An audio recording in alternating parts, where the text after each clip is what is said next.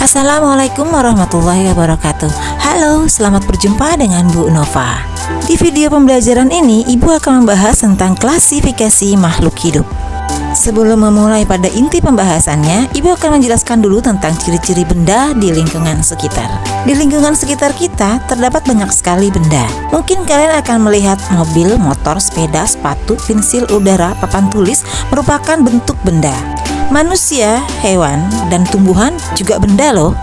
Nah, setiap jenis benda mempunyai sifat atau ciri yang membedakan dari jenis benda lainnya. Secara garis besar, benda-benda di alam semesta ini terdiri atas benda hidup atau makhluk hidup dan benda tak hidup. Benda tak hidup ya, bukan benda mati. Benda hidup dan benda tak hidup dibedakan dengan adanya ciri-ciri kehidupan. Benda hidup atau makhluk hidup menunjukkan adanya ciri-ciri kehidupan antara lain bergerak, bernapas, tumbuh dan berkembang biak, memerlukan nutrisi dan peka terhadap rangsang. Benda tak hidup tidak memiliki ciri-ciri tersebut. Sedangkan benda mati adalah benda yang sudah tidak memiliki lagi ciri-ciri kehidupan.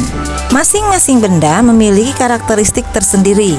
Dalam video ini, kita akan mempelajari karakteristik benda hidup atau makhluk hidup dan benda-benda tak hidup yang ada di lingkungan sekitar, serta bagaimana mengklasifikasikannya. Kita bahas dulu yuk ciri-ciri makhluk hidup satu persatu.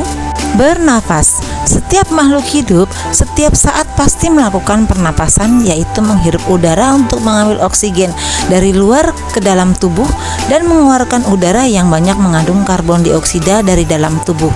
Pada hakikatnya, proses pernapasan atau respirasi dilakukan untuk memasok kebutuhan setiap sel akan oksigen.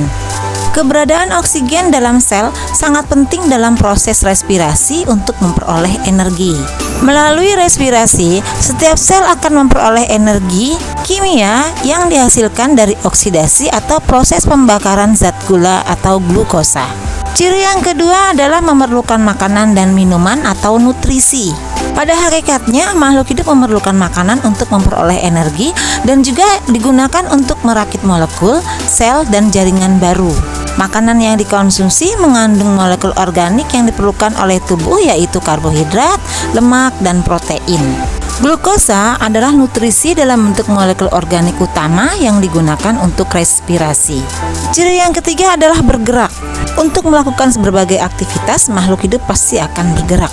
Contohnya, setiap hari tubuh kita selalu bergerak untuk melakukan sesuatu seperti berjalan, berlari, duduk, berdiri, dan seterusnya.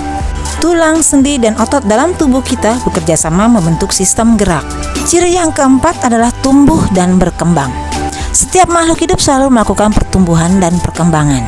Pertumbuhan yaitu proses bertambahnya ukuran, baik itu volume maupun massa, yang sifatnya tidak dapat kembali ke asal atau irreversible. Contohnya, bertambah tingginya pohon dari hari ke hari, bertambah beratnya badan anak balita dari minggu ke minggu, dan lain sebagainya. Sedangkan perkembangan yaitu perubahan atau diferensiasi sel menuju keadaan yang lebih dewasa. Contohnya, perkembangan organ reproduksi pada hewan yang semula belum matang, setelah dewasa sudah siap untuk melakukan reproduksi, atau munculnya bunga pada suatu tumbuhan untuk meneruskan kelangsungan generasinya. Ciri yang kelima adalah berkembang biak atau reproduksi. Untuk melestarikan keberadaannya, setiap makhluk hidup melakukan reproduksi, yaitu proses perkembangbiakan untuk menghasilkan individu baru. Setiap makhluk hidup mempunyai cara reproduksi yang berbeda-beda. Ada yang secara generatif atau kawin, ada pula yang secara vegetatif atau tak kawin.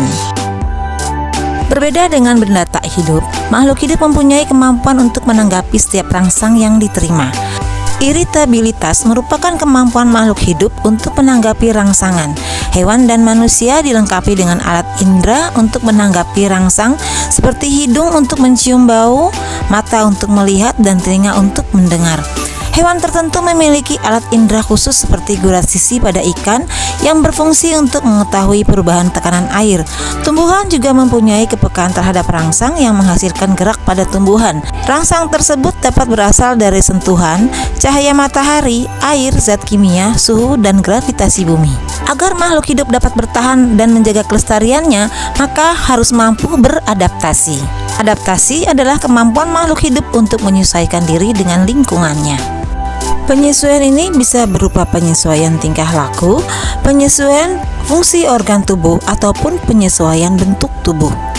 Contohnya, tumbuhan yang hidup di tempat kering atau sedikit mengandung air memiliki daun yang sempit dan tebal, bahkan pada kaktus daunnya menyerupai duri. Sedangkan tumbuhan yang hidup di tempat basah atau banyak mengandung air memiliki daun lebar dan tipis, contohnya adalah daun teratai. Ciri yang terakhir adalah membuang zat sisa metabolisme yang tidak berguna lagi bagi tubuh. Proses ini kita kenal dengan istilah ekskresi. Ekskresi merupakan proses yang ada pada semua bentuk kehidupan. Pada hewan dan manusia biasanya berupa karbon dioksida, keringat, dan urin. Sedangkan pada tumbuhan biasanya yang dikeluarkan adalah kelebihan air yang mempunyai bentuk seperti uap air melalui proses penguapan ataupun tetesan air dalam proses gutasi. Nah, sudah paham kan tentang ciri-ciri makhluk hidup? Pengklasifikasian makhluk hidup akan Ibu jelaskan pada video berikutnya. Jangan lupa subscribe channel ini sehingga kalian bisa melihat video Ibu selanjutnya. Sampai jumpa di next video. Semangat belajar!